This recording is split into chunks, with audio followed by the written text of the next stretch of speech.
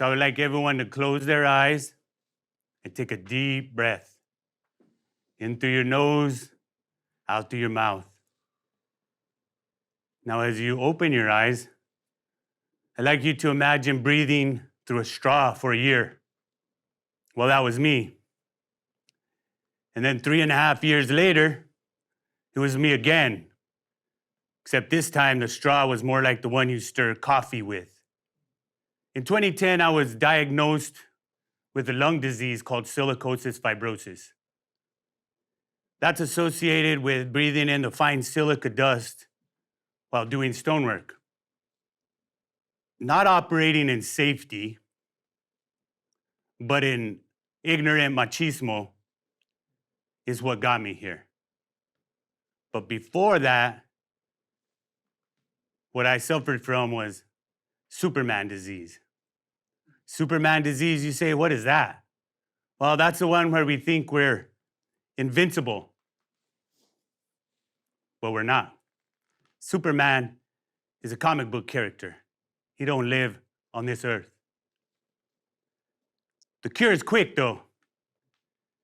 It's when a doctor walks into your hospital room, stands by your bedside, and he says, Mark, you're dying. Boom, you're cured. That's when life interrupted hit me harder than any hammer I've ever struck my chisel with. And that's where my fight began. I'm here to show you what can happen when we believe in ourselves beyond measure and eliminate the self-sabotage that we're all guilty of operating in and doing it with God as our center. See, warriors, they fight. They never quit. Once they decide to quit, they're no longer worthy of being a warrior. They're just a coward, shrouding themselves in the tools of the weak. When I talk about the tools of the weak, there's 4 of them that I'm referring to. That's making excuses, blaming others, wallowing in our self-pity, and complaining. I can assure you, anyone who's ever used these did not achieve anything. There's 5 phrases that go along with these tools of the weak. I can't, maybe and but, what if, and I'll try. See, I'm American, and I'm also New Mexican. I'm not Americant or New Mexicant. Now, that might sound a little corny to some of you, but the words I can and I can't, when you put them on a piece of paper, the difference is a little mark and another letter. But when you apply them to your life, they can make you or absolutely break you.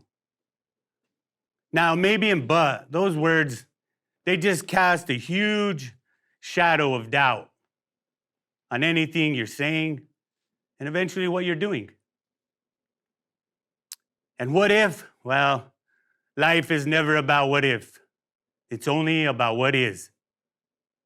What if the world was square? Could I go for a long walk and fall off the edge? No, never. And that leads me to I'll try.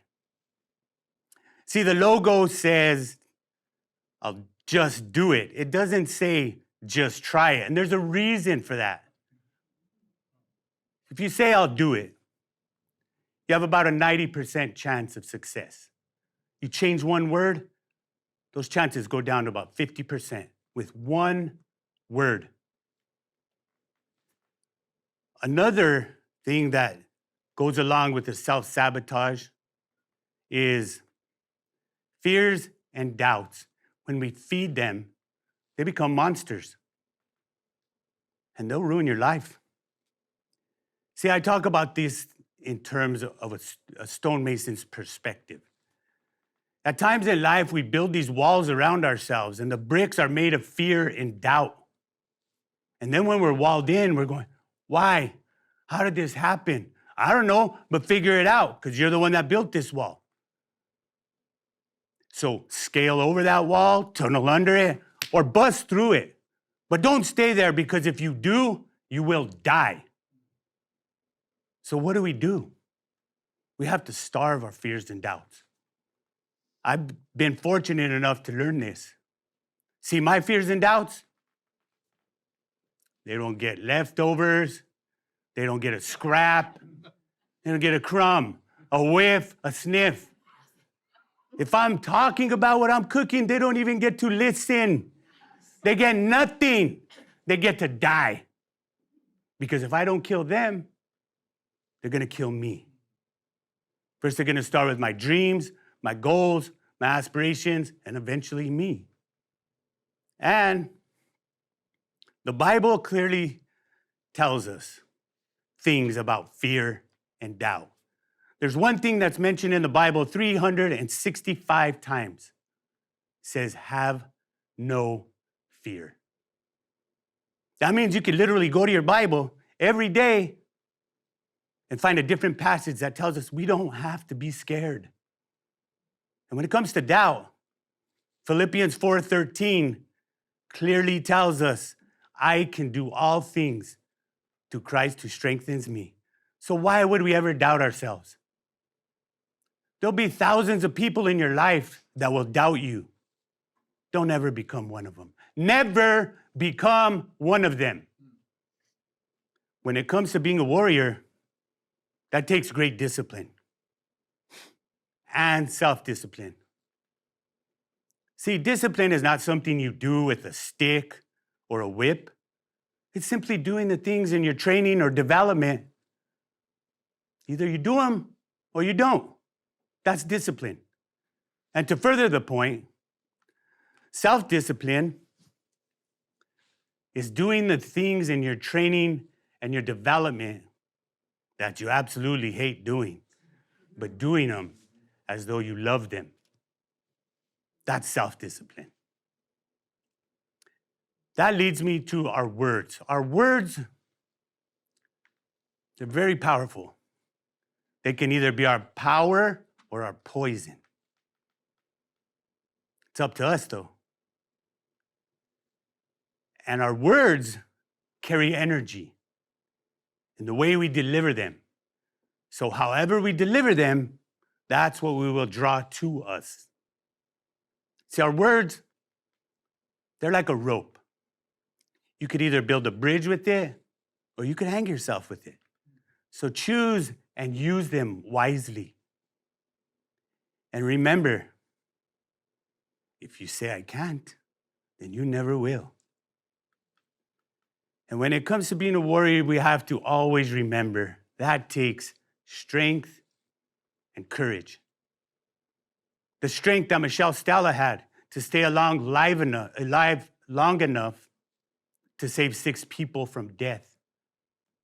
Or the courage that the doctors at St. Joe's Hospital in Phoenix, Arizona had when they helped a 120-pound man who couldn't even walk and saved his life. In our lives, it's about taking action. See, my father had a very unique take on action. He said there's 3 kinds of people in the world. There's the first kind that steps forward and makes it happen. There's the second kind that takes a step back and watches it happen. And then there's the third. They're looking around, confused, and they say, what the hell is happening? And it's very true. And when we give our word, we have to put action behind it. Or else you're basically handing somebody a bowl of alphabet soup. Alphabet soup? What's this guy talking about? Well, you guys have all seen alphabet soup. You look in there, there's a bunch of letters. They don't mean nothing. Well, that's what words are that aren't backed with action. Nothing but alphabet soup. The difference is, with alphabet soup, you can add a little salt, pepper, maybe some hot sauce, some crackers, something. But this stuff, these 5-star chefs that are serving the proverbial alphabet soup are handing out, you can't add nothing to that pitiful stuff. And that leads me to doing the impossible.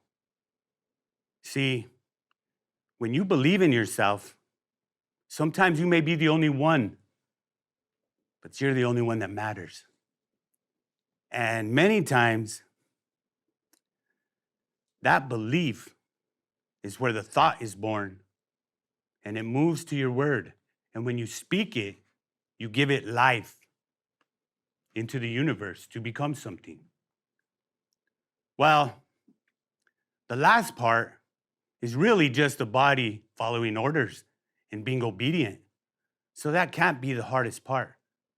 So believing in yourself, when you get it here and here, you've won more than half the battle. And like I said, if you're the only one that does, you're the only one that matters. And in life, you will be hit with hard things. The only way to get out of those hard things, you gotta want it. You gotta want it bad enough to move on from what hung you up. And if you don't want it, you're gonna stay hung up. And that includes your deathbed, where you're given no odds of survival. And that includes anything you're trying to do in your life. Nobody ever did anything not believing in themselves. And whenever anything is going on in your life, you just have to remember to be positive and know that you have what it takes to get through whatever it is you're facing. And sometimes you have to just breathe. Breathe. Believe relentlessly every time you're attempting tasks of healing and enlightenment. Just breathe. Thank you.